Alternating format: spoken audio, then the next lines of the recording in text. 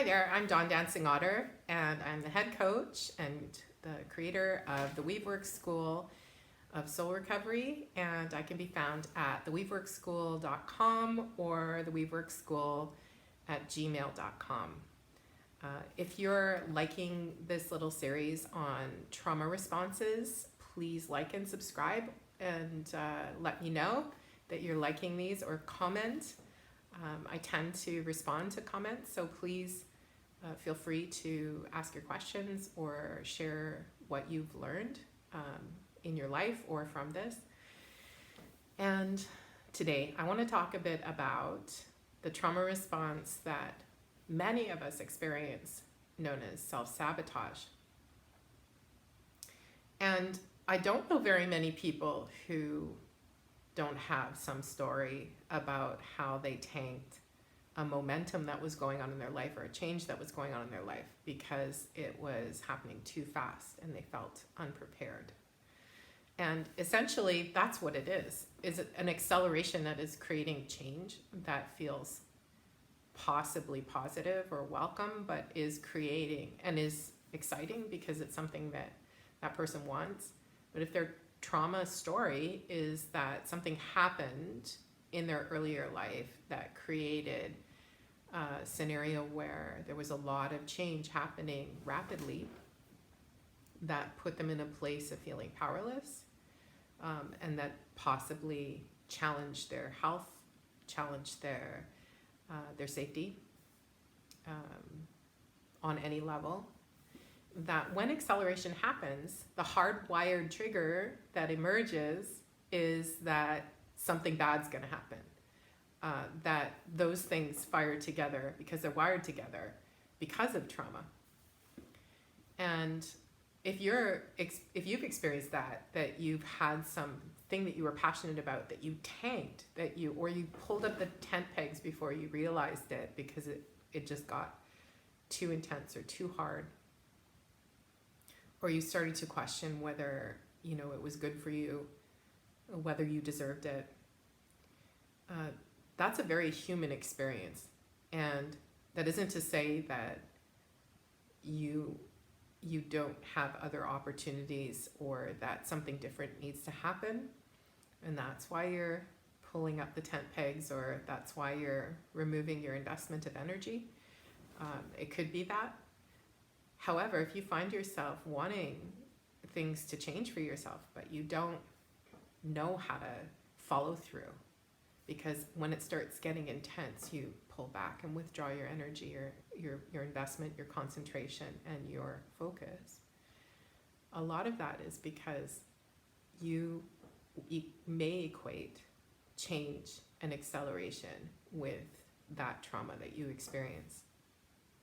And you might not even remember that there was a trauma. It might have been earlier than your memory formulates around it, but yet your physical body is connected to those sensations and interprets them as similar or the same. And so when we heal trauma, what we're really offering ourselves is change and discernment and the possibility to make conscious choices that are within our power. One of the other things that happens when we're traumatized and we live through trauma is that learned powerlessness teaches us to be controlling of the wrong things. Really, there's the Serenity Prayer has got it together. Everyone should learn that from a very young age, from kindergarten, and I'll print it out in the comment section so that you can read it. Everyone should have this prayer known to them, because there are things in your life that you have a great deal of control of, and there are many things in your life that you have no control over. And if you don't know the difference between those things, it's because, or if you don't recognize the difference easily, if you're trying to control things that are not within your control, like what might happen, the outcome of your energy investment and the momentum of your energy, you have no control of the outcome. And you do have control of what you're doing today around your energy investment. You have control of this thing today. You don't have control of that thing tomorrow. You certainly have a say, you have an influence, you can formulate it, you can invest into it, but you don't really have control of what it is. And for people who carry trauma, and that's most of us, that can be really scary, not having the ability to really feel into the outcome and allow it to be, allow it to take shape. Or they imagine that it's going to take shape in a way that they don't want to see realized. And they don't want to be responsible for. They don't want to deal with the consequences of it. This work that I do helps to free people from that trap. And that trap shows up, that tanking shows up within a lot of us, most of us, I would say.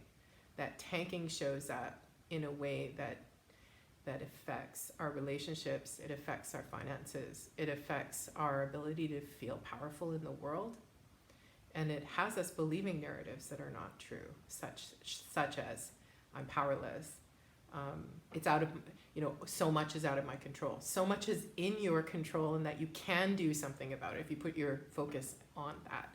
And some of the work that I might assign someone in between sessions, and sessions would be around counseling and process, and doing our journey together, that the work that I would give someone to do on a somatic level, on an experiential level, would be to challenge your power to enact upon something in order to reteach yourself that you have control, and to welcome the familiar experience that things change and that we can adapt each time, because that's true every time, whether or not you believe it or not, that you adapt and change as the world changes. And it's whether or not you say yes when it happens to the things that you can do, to being powerful within yourself. And I support that in my clients. Thanks for tuning in today.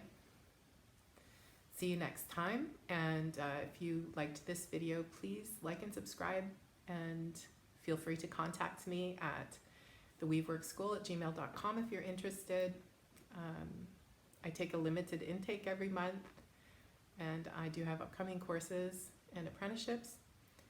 And I hope to meet with more of you through this process.